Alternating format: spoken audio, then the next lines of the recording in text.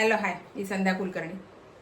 आज कढी भोपळा करायचं ठरवले मी. आता खरं सांगू, हा भोपळा खूप मोठा आहे, पण ते म्हटलं आतून कवळा आहे. बघते आता कसं आहे. तर भोपळ्याची आपण भाजी करतो, पातळ भाजी पण करतो आणि सुकी भाजी पण करते. कोणी हरभऱ्याची डाळ घालून पण भोपळ्याची भाजी होते आणि भोपळ्याचा हलवा पण छान होतो.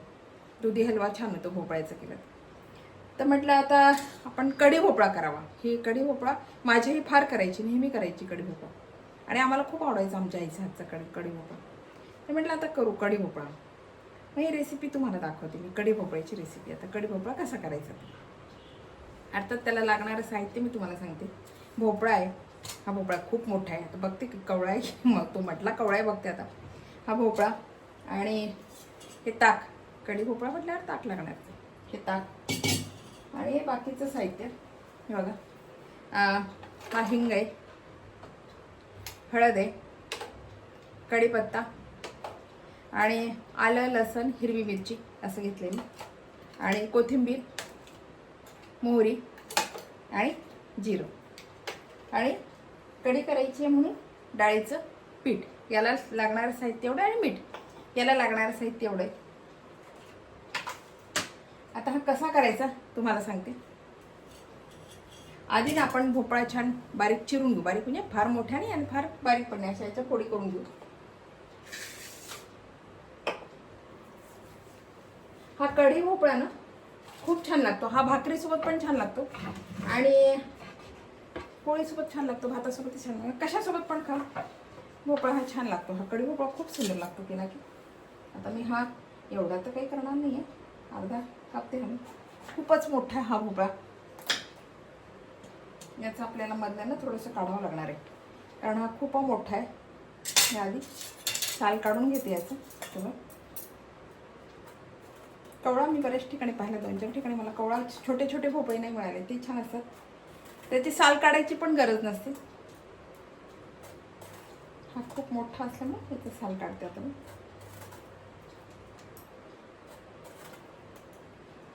आणि मधला भाग पण थोडा याचा काढावा लागेल, कारण खूप मोठा आहे. म्हणजे आम्ही एक जरड वाटतोय मला, म्हणजे सालावरून तरी हा वाटतो बी बहुतेक मोठा असेल.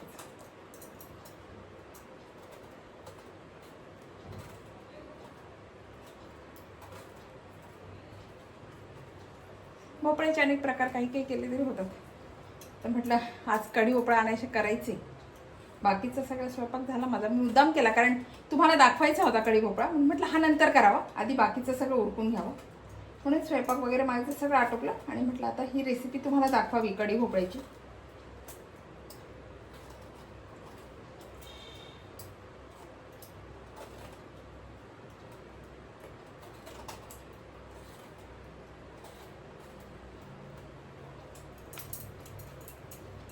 साल काढले मी, मला खूपच जाड वाटतंय मला.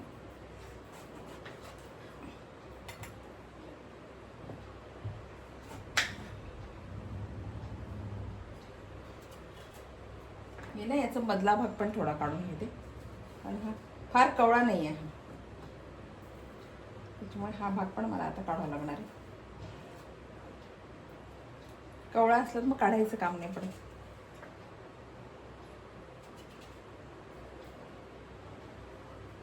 त्याचा भोपळ्याचा हलवा पण छान होतो.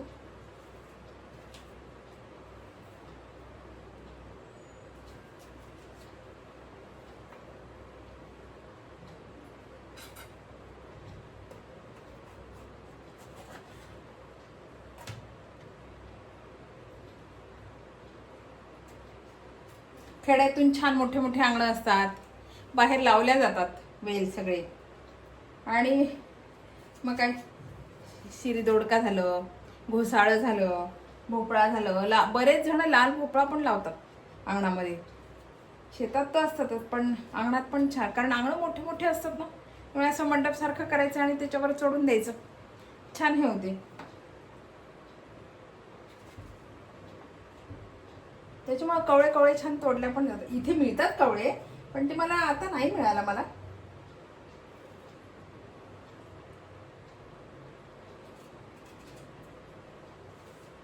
मी ना याचे बारीक तुकडे करते, फार नाही घेत मी भोपळा, कारण भोपळा नाही एवढा कवळा नाही आहे ना, मी थोडाच घेणार आहे.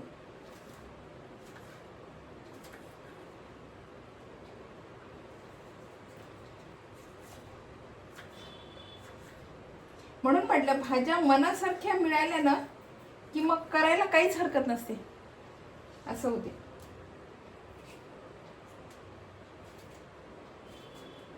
काही वेळेस छान मिळतात भाज्या. आता मला नाहीच मिळालाच नाही, मी 2-4 ठिकाणी पाहिलं, मला नाही मिळाला एवढा कवळा छान नाही मिळाला. आपण डाळीचं पीठ म्हणजे हरभऱ्याची डाळ भिजत घालून पण छान होतो. हा कोणी मग रस्सा करते याची भाजी, शेंगदाण्याचं कूट, हिरवी मिरची, शेंगदाण्याचं कूट आणि कोथिंबीर वगैरे घालून, तो पण छान होतो.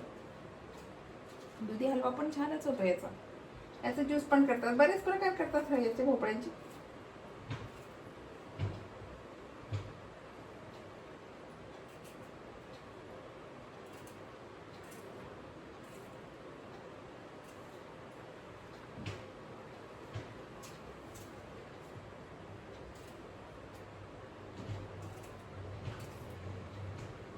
आता मी ना हा सगळा चिरून घेते. कवळा असला की शिजायला पण वेळ नाही लागत ना, पटकन शिजतोय. आता याला शिजायला वेळ लागत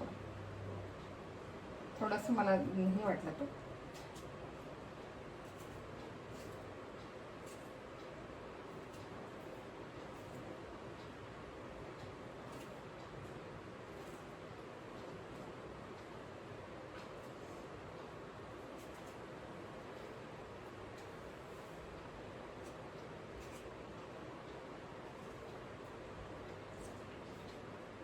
हे बघा, आता मी ना हा भोपळा छान चिरून घेतला. त्याचं बी वगैरे थोडं बी याच्यामध्ये होतं आणि ते मधला पांढरा भाग होता ना, तो पण मी काढून टाकला. कारण कवळा नाही आहे तो, जरा जाडसर हे आहे ना, झालेलं आहे पूर्ण. असं कवळा असला तर छान होते. ते सगळं काढलं आहे. कढई ठेवते.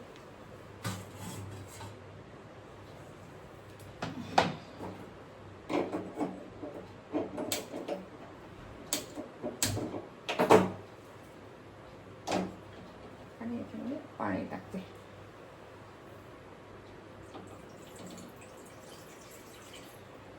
आणि हा जो भोपळा चिरलेला आहे ना, हा छान शिजू देते याच्यामध्ये. हा कवळा असला तरी शिजू द्यायचं बरं का. आता हा थोडासा हेच आहे, पण कवळा असला तरी शिजू द्यायचं. मी साल काढलेलं आहे, भोपळा धुवून पण घेतला होता, साल काढलेला आहे म्हणून मी असाच टाकते आता. आणि छान हा शिजू देते. पाणी मी चांगलं पाणी घेतलंय, म्हणजे प्यायचंच पाणी याच्यात, कारण याचं पाणी काढायचं नाही, नंतर आपल्याला तेच पाणी कढीमध्ये घालायचं. आणि हा छान होऊ देते. याच्यामध्ये हा शिजतोय ना, तोपर्यंत मी आता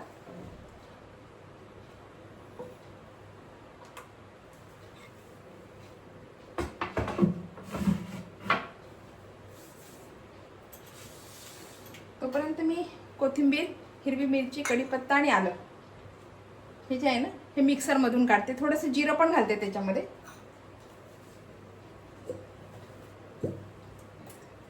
हे बघा, ही कोथिंबीर आहे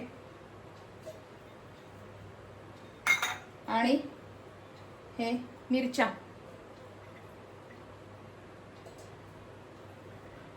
आणि हा आल्याचा तुकडा आणि हे लसूण, हे सगळं याच्यामध्ये घालते.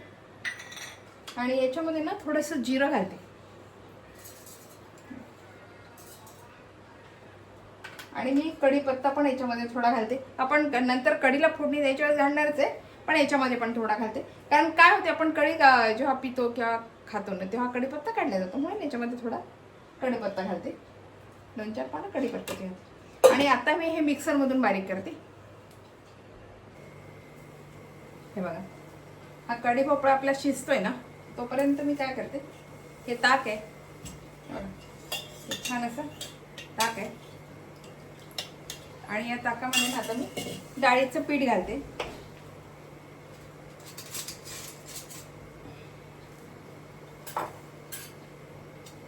हे डाळीचं पीठ घालते.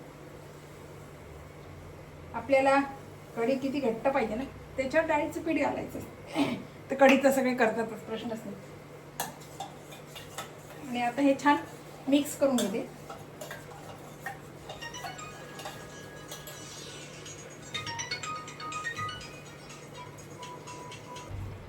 हे बघा, आता मी याच्यामध्ये ना डाळीचं पीठ घातलं ताकामध्ये आणि हे छान मिक्स करून घेतलं. हे छान मिक्स करून घेतलं डाळीचं पीठ. आपल्याला कढी किती घट्ट पाहिजे त्याच्यावर घालायचं असते डाळीचं पीठ. आणि आता हे जे आहे, आता हे माझा भोपळा छान शिजल्यावर का आता मी हा भोपळा या पातेल्यामध्ये काढून घेते. गॅस बंद करते आणि हा भोपळा मी याच्यामध्ये काढून घेते. पाण्यासकट पाणी टाकून द्यायचं नाही, याचं पाणी यालाच वापरायचं. आता सगळं काढून घेते.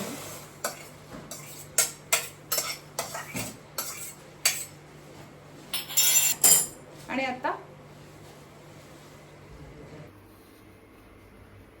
हे बघा, आता याच्यामध्ये मी मोहरी घातली, कढीपत्ता घातला आणि हे हिरवी हिंग राहिलं माझं घालायचं. 2 मिनिटं हिंग घातलं आणि आलं लसूण पेस्ट आपण केली होती, पेस्ट घालून दिली आहे. कोथिंबीर, आलं लसूण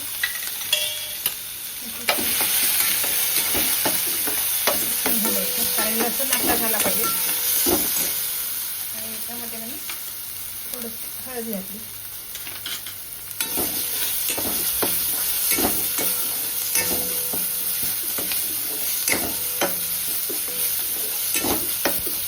लसूण झाला ना की मग याच्यामध्ये मी हा जो भोपळा आहे हा भोपळा घालून देतो.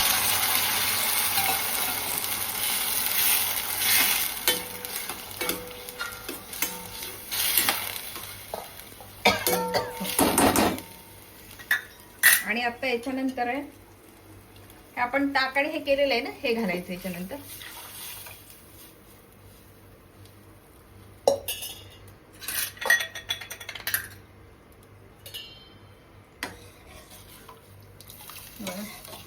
आणि आता ना हा छान उकळी येऊ द्यायचा. मीठ घालते मी.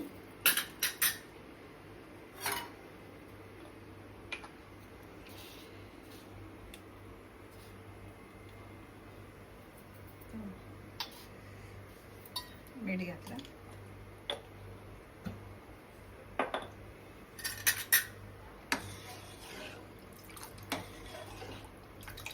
आता याला छान उकळी आली, घट्टपणा येईल कारण आपण डाळीचं पीठ घातलंय ना ताकामध्ये, कढीचं आपल्याला घट्टपणा येईल.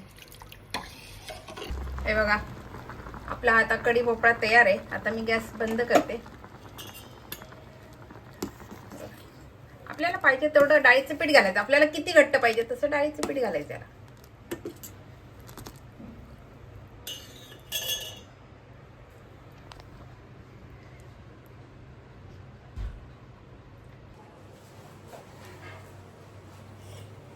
हे बघा, आपला हा कढी भोपळा तयार आहे. हा कढी भोपळा तयार आहे. हा तुम्ही भातासोबत खा, पोळीसोबत खा, भाकरीसोबत खा, कशासोबत पण खाऊ शकता कढी भोपळा. ही रेसिपी तुम्हाला आवडली असेल तर लाईक करा, शेअर करा आणि सबस्क्राईब करा आणि करून बघा. आपण भोपळ्याची ना भाजी पण करतो, दुधी भोपळ्याचा आपण हलवा करतो, भाजी करतो, पातळ भाजी करतो, सुकी करतो, पण शक्यतोवर कढी भोपळा कोणी करत नाही. म्हणून मला ही रेसिपी तुम्हाला दाखवायची होती, म्हणून ही रेसिपी दाखवली. तुम्ही करून बघा, खूप छान लागतो हा कढी भोपळा. माझा भोपळा थोडासा असा जाड असल्यामुळे मी फार नाही घेतला, पण भरपूर भोपळा जर घेतला ना तर छान लागते. करून बघा आणि खाऊन बघा आणि मला कमेंट करून सांगा की ही रेसिपी तुम्हाला आवडली का माझी रेसिपी. बाय.